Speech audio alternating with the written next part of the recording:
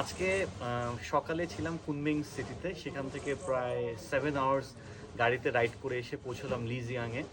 এটা হচ্ছে লিজিয়াং old city, এখন বর্তমানে যেখানে আছি। পুরো চায়না জুড়ে 23টা প্রভিন্স, 22+1, অর্থাৎ 22টার মতো বিভাগ, প্লাস তাইওয়ানকে চায়না নিজের একটা বিভাগ হিসেবে ক্লেম করে। তো সেই অর্থে কাগজে কলমে 23টা বিভাগ, এবং এর সাথে আছে আরও 5টা অটোনোমাস প্রভিন্স। আমরা কুনমিং ইউনান প্রভিন্স, অর্থাৎ যে প্রভিন্সের ক্যাপিটাল হচ্ছে কুনমিং, তার পাশেই হচ্ছে লিজিয়াং। আমরা 7 আওয়ার্স ড্রাইভ শেষে আজকে লিজিয়াংয়ে এসেছি। আমি এখন আছি এই লিজিয়ান ওল্ড টাউনে। এটা একটা ইউনেস্কো ওয়ার্ল্ড হেরিটেজ সাইট। একটা বিষয় না বললেই না, জাস্ট গত বছরই গেলাম জাঞ্জিবার ওল্ড টাউনটা একটা ওয়ার্ল্ড হেরিটেজ সাইট। আসলে এই ওয়ার্ল্ড হেরিটেজ সাইট, কোনো ওল্ড টাউনকে ওয়ার্ল্ড হেরিটেজ সাইট ডিক্লেয়ার করার ব্যাপারটা খুবই সংবেদনশীল এবং ইন্টারেস্টিং একটা ব্যাপার।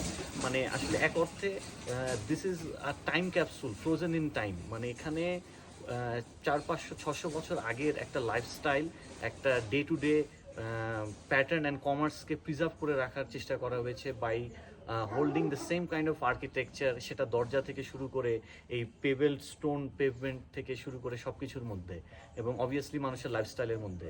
এবং পাশাপাশি এখানে কিছু হোটেলস হয়েছে, ক্যাফে হয়েছে। তো ইনশাল্লাহ আগামীকালকে we will be going to ডালি অ্যান্ড মোর।